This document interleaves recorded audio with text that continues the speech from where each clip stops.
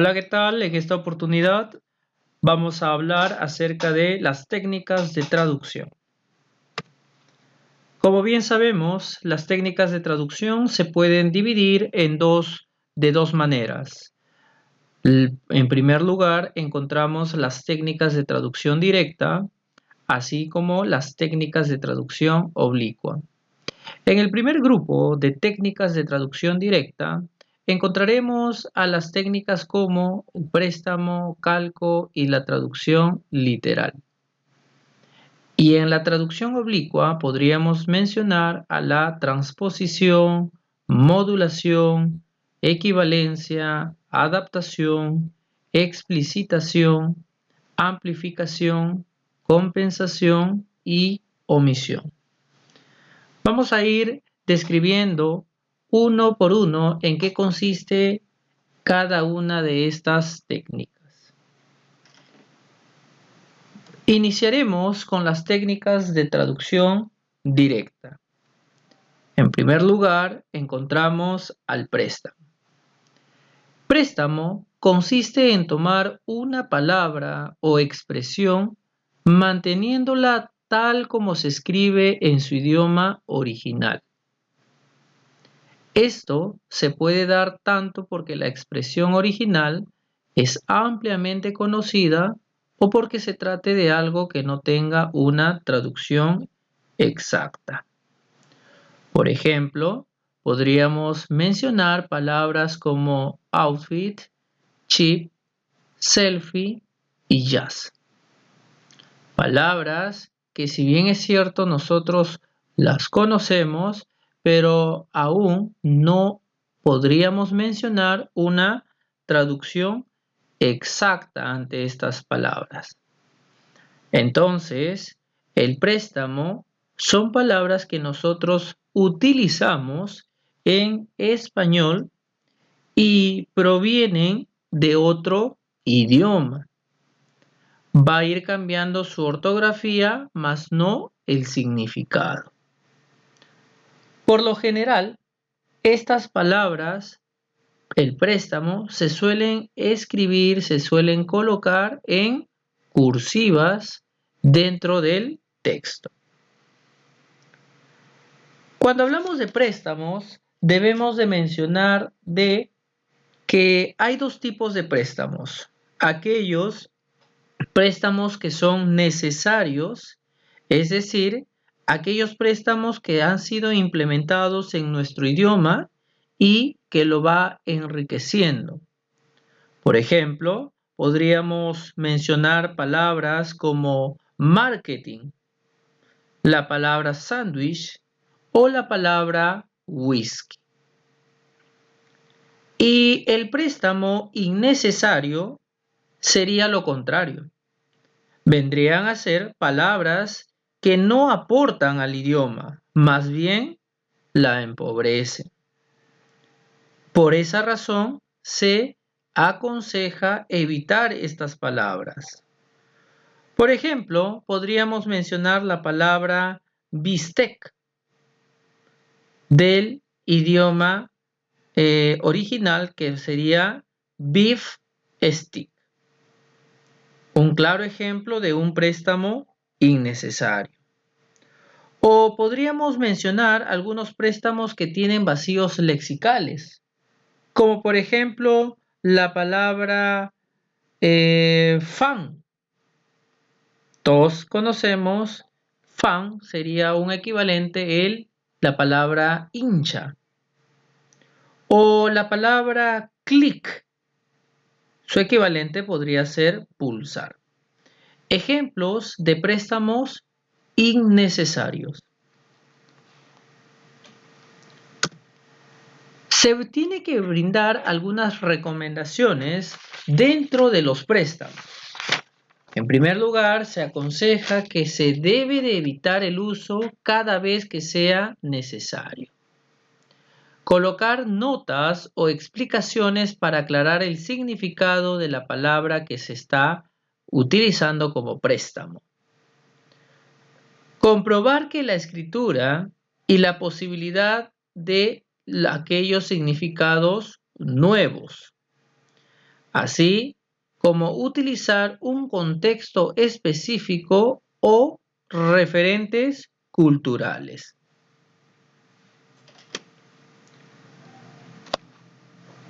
Si hablamos de préstamos, podríamos mencionar las palabras conocidas como los extranjerismos. Los extranjerismos, como su nombre lo dice, son vocablos extranjeros. Hay dos tipos de extranjerismos. Aquellos extranjerismos que han sido los extranjerismos adaptados. Es decir, estas palabras ya han sido incluidas y adaptadas en nuestro idioma español. Por ejemplo, podríamos mencionar la palabra stalkear, un ejemplo de extranjerismo adaptado. Otro ejemplo de extranjerismo adaptado podríamos mencionar la palabra ok, que por lo general se conoce que ok significa está bien.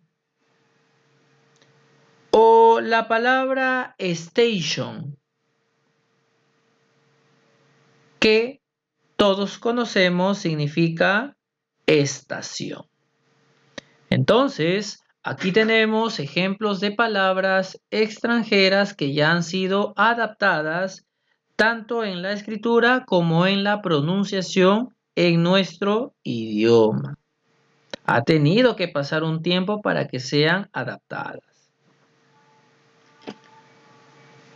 Pero así como hay extranjerismos adaptados, encontramos extranjerismos que aún no se han adaptado.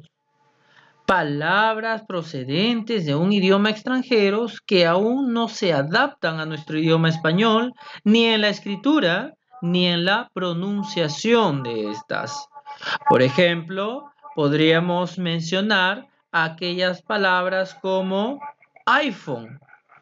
iPhone aún no encontramos y aún no se ha adaptado un equivalente al español. Otra palabra podríamos mencionar hardware. Tampoco ha sido adaptado en nuestro idioma. Dentro de los préstamos también podríamos mencionar a los calcos semánticos. Los calcos semánticos son expresiones de una lengua extranjera que se traduce literalmente en la lengua de llegada. Por ejemplo, la palabra hora feliz, cuya traducción literal sería happy hour. Pero, ¿a qué se refiere con el happy hour? Se refiere a un periodo del día en que un local comercial ofrece precios especiales. Por ejemplo, the beer is half price during happy hour. La cerveza está a mitad de precio durante el happy hour. Un claro ejemplo de calco semántico. Asimismo, no podemos evitar mencionar cenismo. Los cenismos vendrían a ser palabras extranjeras que se utilizan en otra lengua, pero que aún mantiene la estructura y significado del lenguaje original. Por ejemplo, la palabra boutique. Boutique es un claro ejemplo de un cenismo. Esta palabra viene del francés que significa tienda. Por ejemplo, in early January, she returned to her job as manager of a clothing boutique in San Isidro. Los primeros días de enero volvió a su trabajo como administradora de una boutique de ropa en San Isidro. Entonces, aquí se sigue manteniendo la misma palabra boutique. Un ejemplo de cenismo. Si seguimos mencionando, en la traducción directa, un segundo tipo de traducción directa, de técnica de traducción directa, sería los calcos.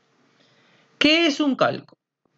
Un calco es un préstamo de otra lengua a modo de traducción literal o como copia de la estructura de una palabra o expresión. Es decir, que dentro del calco las palabras se van traduciendo de manera literal, sin respetar la estructura como si lo hace la traducción literal.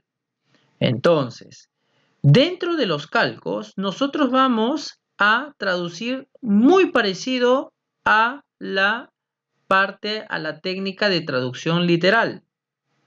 ¿Sí? Pero dentro del calco no vamos a respetar las estructuras. Podemos hacer algunas variaciones, podemos cambiar las localizaciones, ubicaciones de las palabras, lo cual no se permite dentro de la literal. Los calcos se dividen en los siguientes. 1. Calco léxico. Cuando se habla de calco léxico, los calcos léxicos podríamos mencionar a palabras como el calco aproximado. Los calcos aproximados cuentan con una traducción libre de las ideas. Por ejemplo, la palabra countdown, cuenta atrás. The homeless, los sin techo. El calco libre se enfoca en los conceptos que se quieren expresar, como por ejemplo software, programa, o software como un soporte técnico. El calco literal. El calco literal consiste en palabras que tienen una traducción literal, como skyscraper, los rascacielos, o la palabra fútbol, fútbol que también se conoce como el balompié. Quizá ustedes conozcan el calco léxico, que también tiene otro nombre como el calco paronímico. Estos calcos léxicos es muy común dentro de las revisiones o dentro de las traducciones que se realiza, ya que estos calcos también se conocen como falsos amigos o los falsos cognados. Por ejemplo, un falso amigo muy utilizado que usualmente se suele apreciar, visualizar, es la palabra library. Library, lo primero que lo enlazamos es a librería, pero obviamente sabemos que library significa biblioteca. Otra palabra, podríamos mencionar la palabra sensible. Sensible no significa sensible. Su equivalente sería sensato. Aquí tenemos algunos ejemplos de falsos amigos que pertenecen al rubro de calco léxico. Un segundo tipo de calco podríamos mencionar el calco semántico. En el calco semántico, este consiste en incorporar a una palabra ya existente el significado de otra perteneciente a otro idioma traduciéndola. Por ejemplo, la palabra ratón como mouse o servidor como páginas web. Un segundo tipo de calco. Un tercer tipo, nos vamos a los calcos sintácticos. Tercer tipo, los calcos sintácticos. Estos calcos son productos de una correspondencia errónea entre los elementos de una locución, una construcción o una frase. Entonces, cuando hablamos de los calcos sintácticos, estamos hablando del mal uso y de la mala traducción que se le da a algunos términos. Por ejemplo, la expresión o la frase in order to. Si lo traduciríamos como en orden a, obviamente que el to, muchos sabemos que significa a o para. Estaríamos empleando un mal manejo. Ahí lo más correcto y lo más sensato sería en lugar de la palabra en orden a, podríamos mencionar la palabra para. Otro ejemplo se podría mencionar to find guilty. Encontrar culpable. Su equivalente debería de ser declarar culpable. Ahí estamos empleando de manera errónea construcciones o frases que van a convertir en nuestra traducción en un error, en un problema de traducción. Luego del calco sintáctico, nos vamos al calco ortográfico. En el calco ortográfico suele aparecer en la transcripción de antropónimos, topónimos y gentilicios. Es decir, que en el calco ortográfico, este tipo de técnica está ligado a los problemas que se presenta en la ortografía, lo cual hace que carezca de sentido en la lengua de llegada. Aquí estamos clasificándolo en tres: antropónimos, topónimos y gentilicios. Cuando hablamos de antropónimos, estamos hablando de nombres propios por lo general de personajes históricos, de autores, de las familias, de la nobleza, nombres de papas o de santos. Si hablamos de los topónimos, ya no estamos hablando de nombres propios, estamos hablando de nombres de lugares. ¿Ok? Estamos hablando de nombres de lugares, como podríamos mencionar bosques, montañas, ríos, torres, océanos, islas. Entonces, todo lo que tenga que ver con los lugares sería un topónimo.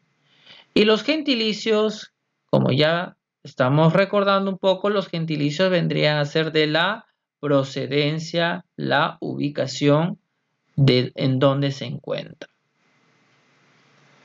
Muy bien. Ahí tenemos algunos ejemplos de calcos.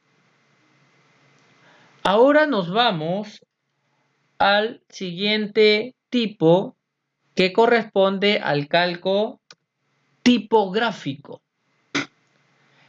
Quinto tipo de calco, el tipográfico. Este ocurre cuando se trasladan a la lengua de llegada conversiones tipográficas que solo se rigen en la lengua de partida. Aquí, en el calco tipográfico, se emplea de manera incorrecta el uso de las mayúsculas, el uso de las cursivas, de las comillas o de los signos de puntuación. Por ejemplo, el mal uso de las mayúsculas iniciales en castellano debido a la influencia del inglés. La palabra Peruvian, si hablamos de una nacionalidad, sabemos de que en español peruano se escribe en minúscula, pero en inglés se escribe con mayúscula. Un claro ejemplo de un error tipográfico. O la pregunta, how are you? El signo de interrogación se coloca en el idioma inglés al finalizar la oración, no al iniciar. En cambio, cuando hacemos la traducción al español, sabemos que dentro de nuestras normas ortográficas se nos menciona que el signo de interrogación debe de ir en los dos lugares, tanto al inicio como al cierre de la oración o de la frase. Muy bien, entonces tenemos 5 tipos de calcos. Pero la traducción directa presentaba 3 técnicas: la del préstamo, la del calco y la de traducción literal. Tercera técnica, hablamos de la traducción literal.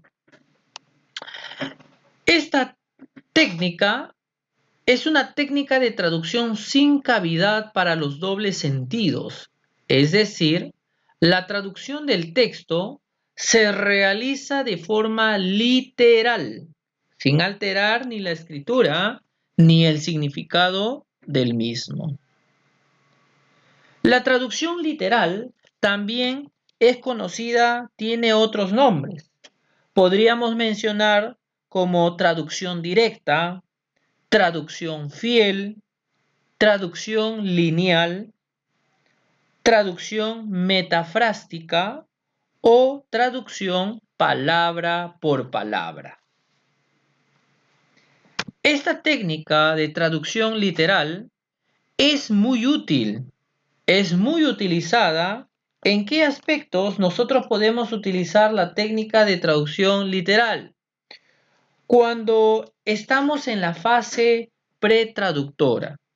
Cuando estamos en la fase pretraductora, podemos utilizar de manera eficaz la traducción literal, ya que allí vamos a poder encontrar y visualizar problemas que se va a presentar en el documento que vamos a traducir. Pero debemos recordar que la traducción literal debe respetar 3 aspectos básicos: la estructura de la oración o de la frase, la gramática y finalmente el orden de palabras. Estos 3 aspectos debe de respetar la traducción literal. ¿Y en qué tipo de documentos, en qué tipo de textos se utiliza la traducción literal? La traducción literal se utiliza en textos técnicos o científicos. Por ejemplo, podríamos hablar en el ámbito de la medicina, hablamos de la farmacéutica o hablamos de documentos legales. Vamos a ver algunos ejemplos de traducción literal. Por ejemplo, la frase a tank of water. Si nos damos cuenta, se está traduciendo de manera literal, palabra por palabra, esa expresión. Un tanque de agua. O el segundo caso, he is from Paris. Él es de París. Muy bien.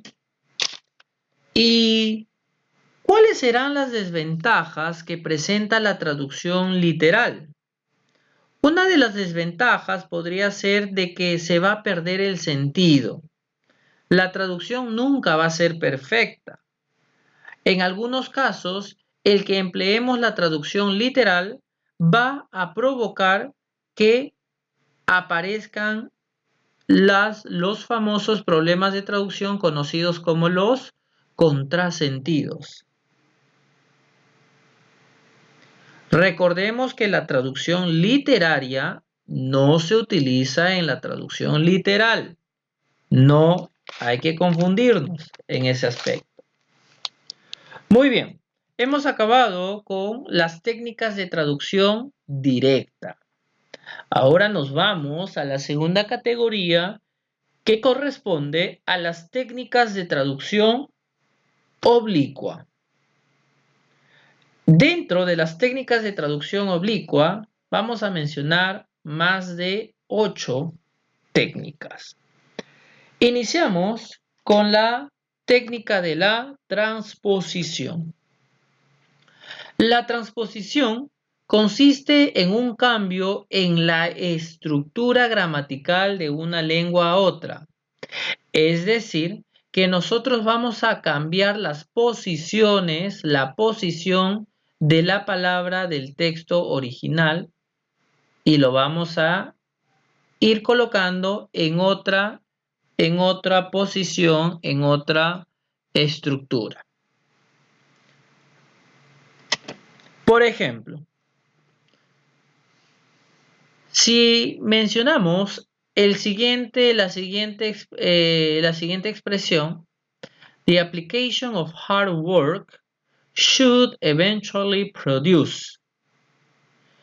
Aquí vamos a analizar la palabra hard, que todos sabemos es un adverbio. ¿Cuál sería su equivalente? La aplicación de trabajo diligente acabaría por producir. Estamos viendo que de adverbio pasó a ser un adjetivo. Estamos haciendo una transposición. O por ejemplo, María makes large sums quickly. Quickly sigue siendo adverbio, pero si lo convierto en verbo, la traducción sería es veloz para hacer sumas grandes. Del verbo participio pasado a sustantivo. The building plans have been made by the engineer. Los planos del edificio son obra del ingeniero. El verbo made se convirtió en sustantivo obra. De participio pasado a un adjetivo. Improved goods, insumos mejores. De sustantivo a verbo. Without slightest hesitation, sin vacilar en lo más mínimo. De adjetivo a sustantivo. A broken. Broken vendría a ser un adjetivo y lo traduciríamos como una ruptura. Sustantivo. De adjetivo a verbo. It is doubtful. Es un adjetivo y la traducción sería se puede dudar. Lo hemos cambiado a verbo. De un adjetivo posesivo, diré de un adjetivo posesivo, sí, a un artículo definido. Por ejemplo, your hair is too long. Your, ¿cómo sería? De ese posesivo lo vamos a cambiar al definido. Tienes el cabello. De posesivo se cambió a un artículo definido. Pero también encontramos la transposición cruzada. Es decir, que en esta técnica vamos a transponer, vamos a cambiar las categorías gramaticales de dos elementos, pero de manera cruzada. Por ejemplo, he swam across the river. Miren, dice cruzó, estaba en la tercera, across, cruzó el río nadando. Y el verbo swam lo he cambiado al final. Ejemplo de transposición cruzada. He jumped up. Se elevó de un salto. ¿Cómo se está cambiando? Up, elevarse. De un salto. Muy bien, vamos con la siguiente técnica. Es la modulación. Esta técnica, según Vinay y Darvelnet, es un tipo de variación hecha mediante un cambio de punto de criterio, de proyección y frecuentemente de categoría de pensamientos. Cuando se menciona la modulación, es necesario saber que el mensaje varía mediante un cambio de perspectiva o un cambio semántico. Es decir, de acuerdo a nuestros conocimientos, vamos a ir utilizando la modulación. Pero la modulación se divide en tiene varias subdivisiones. Por ejemplo, vamos a mencionar lo abstracto por lo concreto. Causa, efecto. La parte pequeña por la parte todo, por nivel macro. Una parte por otra inversión de términos. Lo contrario, negativado. De activa a pasiva. De espacio por tiempo. Replanteamiento de los intervalos y límites y el cambio de símbolos. Por ejemplo, podríamos mencionar las siguientes oraciones. Don't get so excited. Estamos viendo de que la oración está en negativa, pero según las subdivisiones que hace Vinay y Darvelnet, yo lo he cambiado a tranquilízate. Allí he utilizado lo contrario negativado. O por ejemplo, I like this. Esto me gusta. En vez de decir me gusta esto. I can hear the echo of my voice. Escucho el eco de mi voz. Y así sucesivamente vamos a ir viendo algunos ejemplos de modulación.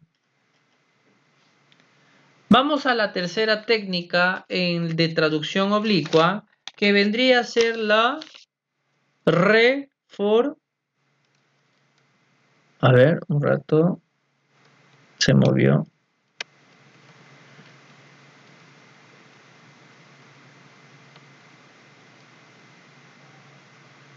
Vendría a ser la reformulación. La reformulación o también la equivalencia. También se le conoce con el nombre de equivalencia. Dentro de la reformulación o equivalencia, aquí se va a utilizar un término o expresión reconocida en la lengua meta como equivalente de la lengua de origen. En la equivalencia, nosotros lo que vamos a hacer es transmitir una misma situación por medio de recursos estilísticos y estructurales que va a ser completamente diferente de la versión original.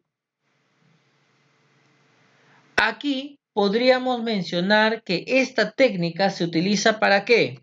Se utiliza para hablar de refranes, expresiones idiomáticas, interjecciones, onomatopeyas o nombres de instituciones. Por ejemplo, si hablamos de los refranes, más vale prevenir que lamentar. Más vale prevenir que lamentar, no podemos hacer una traducción literal. Vamos a tener que utilizar la equivalencia en el otro idioma. Y si hablamos de expresiones idiomáticas, por ejemplo, la expresión me estás tomando el pelo. Pero en inglés es distinto. Mira cómo es totalmente distinta su estructura. Se menciona leg, pero no dice nada que ver con pierna. Estamos haciendo equivalencia. Y si hablamos de las interjecciones, por ejemplo, hey, su traducción sería oye. Aquí se utiliza en voz alta para llamar la atención de alguien que no nos haya visto. Estamos utilizando una interjección. ¿Y cómo será con los onomatopeyas? Por ejemplo, knock knock. La traducción sería un toc toc, que corresponde a llamar con los nudillos en una puerta. Nombres de instituciones. También entra en la equivalencia. Pompeu Fabra University Barcelona. Universidad Pompeu de Fabra. Vamos con la siguiente técnica que corresponde a la adaptación. Esta técnica también tiene nombre de sustitución, equivalente cultural. También tiene esos dos nombres, la adaptación. Consiste en traducir elementos culturales del idioma de origen por otros que se adapten a la cultura del idioma de destino. No se hace con las mismas palabras, pero sí de manera que resulte más comprensible para quien vaya a leerlo o escucharlo. Por ejemplo, podríamos mencionar uno muy conocido que dice: tomar el té en Inglaterra se conoce con otro nombre en España. Se conoce con el nombre de tomar un café. Otro ejemplo podríamos mencionar: this is a piece of cake. Esto es pan comido. Esto es fácil. Break a leg.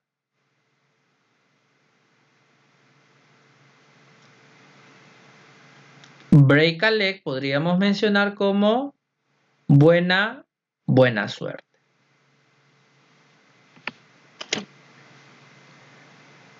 Luego vamos a la explicitación. Si hablamos de explicitación, esta técnica es una técnica por la cual se expresa en la lengua meta lo que está implícito en la lengua origen. Por ejemplo, the next door, el hombre que vive al lado. Tenemos que hacer una explicación para que se pueda comprender el texto. Entonces, en la explicitación es una expansión semántica y se busca que el mensaje sea comprendido y no de manera errónea. Luego viene otra técnica que corresponde a la amplificación. La amplificación, también llamada adición o también expansión. Como su nombre lo dice, vamos a ampliar el texto por medio de lexemas y de morfemas. Por ejemplo, we are dancing to the accordion. Bailamos al son del acordeón. Aquí he agregado la expresión al son. Estamos haciendo una adición. Hay que tener en cuenta de que en inglés las palabras, las palabras tienen las preposiciones más que nada, tienen más carga, si bien es cierto son escritos de manera corta en una sola palabra, pero en cuestión de carga semántica estas presentan mayor carga semántica que en las del español. Por ejemplo, the bridge across the river. El puente que cruza el río. Across vendría a ser la preposición en una sola palabra, pero la versión al español sería que cruza. He agregado una palabra más. He lives on fruit. Él vive a base de fruta. Ese on está, vamos a estar agregando información para que se pueda entender de manera correcta esta técnica. Más ejemplos del adverbio suddenly como de repente. O la palabra to generalize, hacer generalizaciones. Del adjetivo, por ejemplo, of the great movement from the inner city, del gran movimiento desde el corazón de la ciudad hacia el exterior, con la palabra inner city. Del pronombre, a strange hollow voice sounded within him. El him, una voz hueca y extraña resonó en su interior. Estamos entonces haciendo una adición a estas expresiones. Los demostrativos. I wonder about that. Me pregunto si eso es verdad. O me pregunto sobre ese tema. Estamos reemplazando al that y agregando expresiones nuevas. Las preposiciones se amplían por un sustantivo. Por ejemplo, within 2 weeks. En un plazo de 2 semanas. ¿Eso qué significa? El within. En un plazo de. De un verbo. Por ejemplo, basic authority for trade. Autorización básica para concertar acuerdos comerciales. Otro ejemplo. They used to chat over a glass of wine after dinner. Solían conversar mientras se tomaban, miren todo lo que estoy agregando, mientras se tomaban una copa de vino después de la cena. Un participio pasado.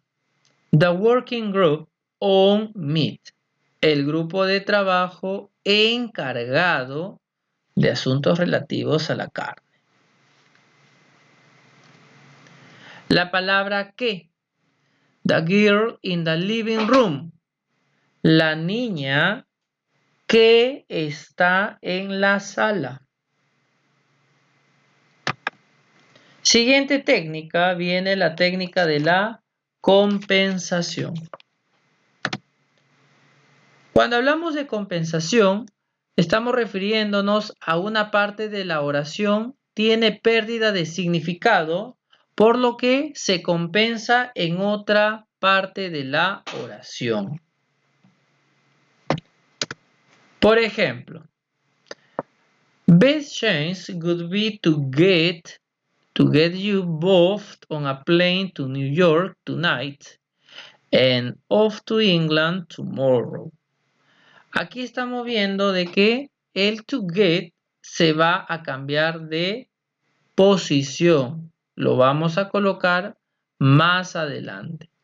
Estamos utilizando la compensación. No estoy eliminando el to get, solo que estoy cambiando la ubicación para que se pueda entender mejor la traducción. Y finalmente, vamos a hablar acerca de la omisión. La omisión, o también conocido como la reducción.